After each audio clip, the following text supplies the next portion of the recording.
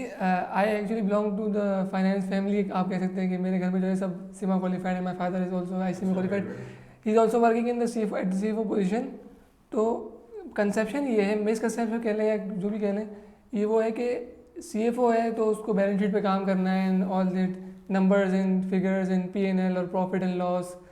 और आपने जो है वो CFO is the responsible person जिसको ओनर ऑफ द कंपनी को जवाब देना है कि भाई हमारा जो बिज़नेस है इज़ इट प्रॉफिटेबल और नॉट। एंड तो अब जो एरा चल रहा है, तो I personally think and I have seen in my recent start of the career कि आपको बिजनेस डेवलपमेंट की तरफ और मतलब नंबर्स के अलावा भी CFO का बहुत सारा काम है। तो you being a CFO and my father is also CFO, तो please brief something about that कि इस पे आपका क्या पर्सपेक्टिव है बीइंग अ CFO। अच्छा जी, सो ये बड़ी आपने इंटरेस्टिंग बात की है। और मैं आपको थोड़ा सा ये बताऊं, मेरे घर में भी इसी तरीके से है कि मेरे वालिद भी चार्टर्ड अकाउंटेंट हैं, मेरी वाइफ भी चार्टर्ड अकाउंटेंट हैं, मैं भी चार्टर्ड अकाउंटेंट हूँ। और मेरी जो वालदा हैं she is a doctor. So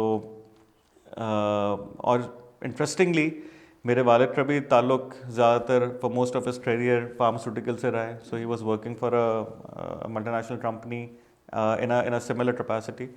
और मेरे मेरी और ज़ाहिर है मेरा भी ताल्लुक फार्मास्यूटिकल से रहा है, मेरी वालदा भी डॉक्टर है। सो बेसिकली हमारे यहाँ भी टॉपिक ऑफ कॉन्वर्जेशन जो है जनरली वो या तो फार्मा या फिर फाइनेंस और ये वो चीज़ें इस तरह की सब उससे रिलेट करते हैं।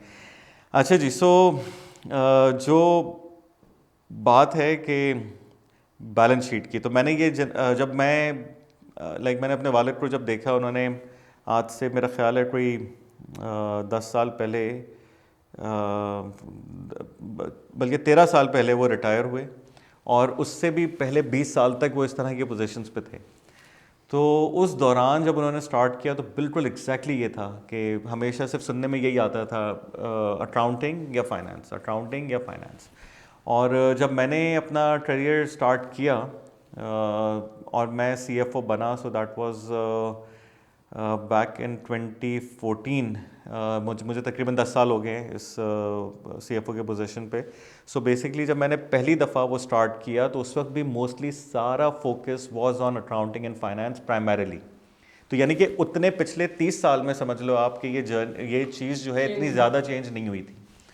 ना व्हाट हैपेंड कि अच्छा, और उस वक्त एक चीज़ बड़ी वो थी कि उस वक्त जो हमारे हमें ये सिखाया जाता था कि हमारे जो कस्टमर्स हैं वो ये सेल्स और मार्केटिंग, और हमने इनको सर्विस करना है, मतलब इन इंटरनल कंपनी के फंक्शंस को हमने सर्विस करना है। So that was the role of the CFO या CFO के जो फंक्शंस रिपोर्ट कर रहे होते थे उनका।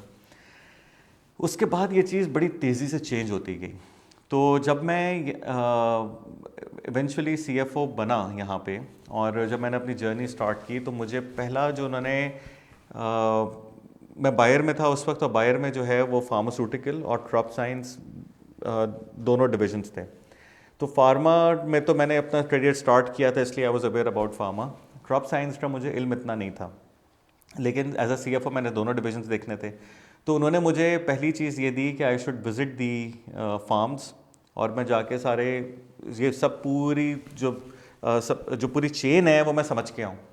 तो मैं गया, मैंने बाकायदा पूरा जो है वो 2 हफ्ते का विज़िट किया, जिसमें मैं किसानों से मिला, ज़मीनों पे गए, ये समझा कि ये होता कैसे है, उनका जो है वो फसल में किस किस्म की उनकी रिक्वायरमेंट्स हैं, क्या चीज़ें हैं, पेमेंट जनरली अगर उन्होंने कोई चीज़ के पैसे देने हैं तो उनके पास क्या चैलेंजेस हैं, उनको कैसे हम सॉल्व कर सकते हैं, ये सब चीज़ें जो है हमसे समझी। जो आरत आरत बोलते हैं मिडिल मैन को, जो एग्रीकल्चर में जो मिडिल मैन होता है, जो कि वो ख़रीदता है अनाज, ब्रोकर काइंड ऑफ। जो ब्रोकर एग्जैक्टली जो अनाज खरीदता है और फिर आगे वो मार्केट में बेचता है, उसको आरत बोलते हैं या आरती। तो उन लोगों से मिला कि वो जी अब वो क्या है मार्केट का, तो भाई पूरी मार्केट समझ के उसके बाद मैं अपने जॉब में शुरू कर सका, because by that time CFO का रोल ऑलरेडी इवॉल्व होना शुरू हो गया था। और ये फाइनेंस का ये चीज़ स्टैब्लिश हो गई थी कि जो फाइनेंस के भी जो कस्टमर्स हैं वो एंड कस्टमर है, जो इवेंचुअली जो पूरी कंपनी का एक ही कस्टमर है, जो कि एंड कंज्यूमर है, जहाँ से रेवेन्यू जनरेट हो रहा है। तो ये जब ये एक फंडामेंटल चेंज आया तो उसके बाद सारी चीज़ ही बदल गई। ठीक है।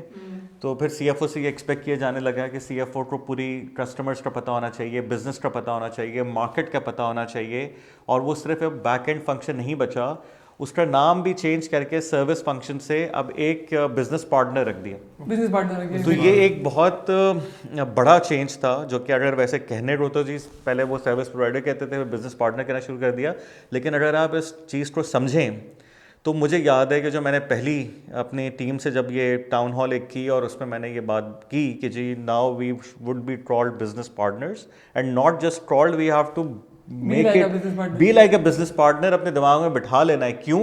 Because we have to see it in a way कि जब कि अगर ये कंपनी है तो हम हैं तो कंपनी है। So basically it goes hand in hand.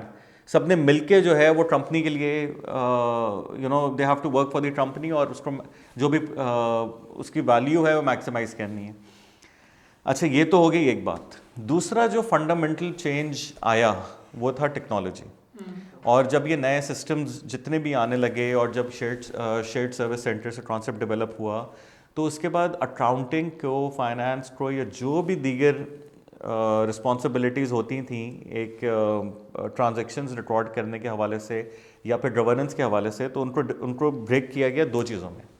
Number 1 was transactional nature, number 2 was knowledge based. Transactional purely since आपको पता है कि जी उसमें रूल्स अप्लाई हो सकते हैं कि ये सेल्स है, एग्जैक्टली ये सेल्स है, ये ऐसे बुक होनी है और उसका दूसरी एंट्री इधर होनी है, तो दैट इज समथिंग कि जहाँ पे आपको हर दफ़ा सोचने की तो जरूरत नहीं है। इट्स बेसिकली द कॉन्सेप्ट जो हम बुक में पढ़ते हैं। तो ये अभी मैं AI से पहले की बात बता रहा हूँ। अब उस वक्त जो नॉर्मल ये बेसिक जो अकाउंटिंग सिस्टम्स थे, अब उनके अंदर अगर आप ये स्टैब्लिश कर दें कि जी ये एंट्री कैसे रिकॉर्ड होनी है, तो all you have to do is just book a transaction, उसके बाद उसकी अकाउंटिंग खुद ही होगी। Totally AI concept. ठीक है जी। अब ये आपने अपना इंसान को उसके लिए सोचने की ज़रूरत नहीं है, अपना टाइम भी लगाने की ज़रूरत नहीं है। तो उन्होंने कहा जितना भी ट्रांजैक्शनल नेचर की चीज़ें हैं उनको हम कर देते हैं सारा कंबाइन और शेयर्ड सर्विस पे ले जाते हैं। शेयर्ड सर्विस का क्या मतलब है कि 10 या 12 कंपनीज या कंट्रीज़ जो ऐसे भी एज द केस में भी वो मिला के एक जगह पे उन सबकी अकाउंटिंग हो जाए, बिकॉज सब पे एक ही प्रिंसिपल अप्लाई हो रहा है। ठीक है जी। जितना लेकिन नॉलेज बेस्ड है वो होना चाहिए किसके पास, जो लोग जिस पे ताकि वो लोग उस पर सोचें भी, कुछ डेवलपमेंट भी करें और चीज़ों को बेहतर कर रहे हो। तो ज़ाहिर आप ह्यूमन एलिमेंट तो ख़त्म नहीं कर सकते, बट वो हो गया लिमिटेड। अब सिंस आपके पास टाइम भी है और आप बिजनेस भी समझ गए, so now CFOs started to be a very active part of the strategy meetings, risk management, फिर और जैसे फंक्शंस लाइक सिंस IT की इतनी मेजर इन्वॉल्वमेंट थी, so IT also was reporting to the CFO then in many companies, not all of course, हर एक का अपना अलग होता है। लेकिन जो सबसे इंटरेस्टिंग बात हुई वो ये कि बहुत सारी कंपनीज में सप्लाई चेन ने CFO को रिपोर्ट करना शुरू कर दिया। And the moment in our company as well, exactly, so the moment supply chain आया तो दुनिया ही बदल गई। और जो एक सॉर्ट ऑफ ड्राई किस्म की फील्ड होती समझी जाती थी वो बड़ी मज़ेदार हो गई, बिकॉज अब आप डील कर रहे हैं, अब आप इंटरेक्ट कर रहे हैं मार्केट से। अब आपको समझ आ रहा है कि जी जो मैं यहाँ पे ये सारे जो काम हो रहे हैं उसका इवेंचुअल रिजल्ट क्या है। सो वो ये ट्रांजिशन मैं I would consider myself lucky that I have seen this transition कि starting off as a totally as a service function and then later on transitioning towards it. तो मुझे याद है कि हमने अपनी जो पहली कंपनी में जब ये रोल आउट हम कर रहे थे तो हम सोच रहे थे कि हम ऐसे किस तरीके से इसको नाम क्या दें सारे लोगों को। जब फाइनेंस के ये सारे लोग हैं, ये अपने आप को क्या मतलब बिजनेस पार्टनर का दूसरा नाम क्या हो सकता है कि ये जिसमें ये बात हो कि जी एक दूसरे को मिल के जीतने की बात करनी है। तो हमने कहा कि जी हम सबको कहेंगे कि दोस्त, कि हर आदमी एक दूसरे का दोस्त है और जो बेहतरीन दोस्त बन के दिखाएगा उसको अवार्ड मिलेगा। और उसकी हमने कैरेक्टरिस्टिक्स जब डिफ़ाइन किए कि दोस्त के क्या होते हैं, कि दोस्त जो है अपनी जीत से पहले अपने दोस्त की जीत सोचता है। तो जब इस तरह का एक वो टीम वर्क सामने आया तो ऑटोमेटिकली जो वो बिजनेस पार्टनरिंग है वो एक बिल्कुल ही डिफरेंट लेवल पे पहुंच गई।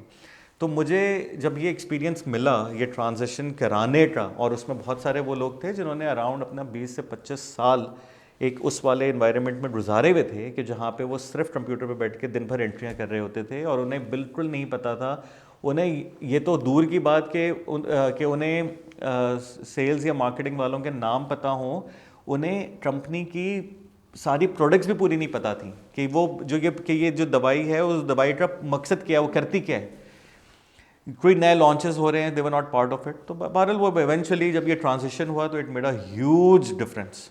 और ये वो चीज़ है कि जिस तरीके से बस ये वो कि जो चेकलिस्ट है उसमें बिल्कुल शामिल है। शामिल है और बिल्कुल रोल ही चेंज हो गया हाँ, they है, are अब making डायनामिक्स ही strategies. चेंज हो गए हैं।